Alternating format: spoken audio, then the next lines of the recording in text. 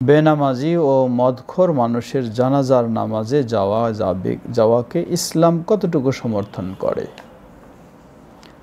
জবাব, দুটি বিষয়, একটি হলো বেনামাজি আর একটি হলো মদখোর। দুটোর মাঝে পার্থক্য রয়েছে। কেউ যদি বেনামাজি এবং মদখোর একজনেই হয়, তাহলে সেই ব্যক্তি বেনামাজি যদি সে সালাত একেবারে আদায় না করে, তাহলে তো সে মুসলিম নয়। এমন নেশাগ্রস্ত মদখোর, সালাত নেই, সে মুসলিমই নয়, তাই তার কোনো জানাজার বিষয় নেই। দ্বিতীয়, কোনো ব্যক্তি যদি এমন বেনামাজি হয়, সালাতকে সে অস্বীকার করে না, স্বীকার করে যে সালাত আদায় করা ফরজ, কিন্তু অলসতাবশত মাঝে মাঝে সে ত্রুটি করে, ছুটে যায়, মাঝে মাঝে পড়ে, এমন বেনামাজির ক্ষেত্রেও কেউ গেছেন সেও কাফের, সুতরাং তার জানাজা নেই।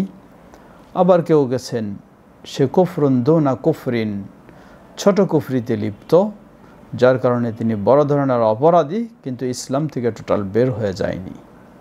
সর্বোপরি তাকে যদি বলি ইসলাম থেকে বের হয়নি, ছোট কুফরিতে লিপ্ত, তবু এই ধরনের গাফেল নামাজিদের জানাজায় সাধারণ মানুষ জানাজা পড়বে, ভালো পরহেজগার দিনদার মুত্তাকি মানুষেরা যাবে না।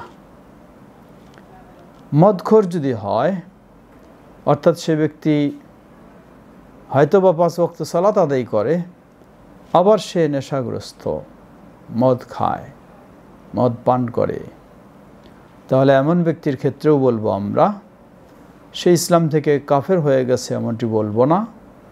যদি সে স্বীকার করে যে ইসলামে মদ হারাম, সে অন্যায় করছে মদ পান করার মাধ্যমে, কিন্তু সালাত আদায় করে, তাহলে এমন ব্যক্তির ক্ষেত্রেও বলবো আমরা একই বিধান। সে অমুসলিম কাফের হয়ে গেছে এটা বলবো না, সে মুসলিম কিন্তু অপরাধী মুসলিম, তার জানাজা সাধারণ মানুষেরা পড়বে, যারা নেককার, মুত্তাকি, পরহেজগার, দিনদার এমন মানুষেরা, এই ধরনের ব্যক্তির জানাজা যাবে না।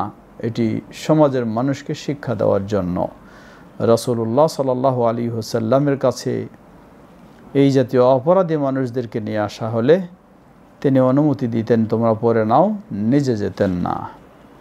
এতে বোঝা যায় যে বিজ্ঞ, পরহেজগার, নেককার আলেমদেরও সেই ভূমিকা থাকা উচিত। ওয়াল্লাহু তাআলা আ'লাম।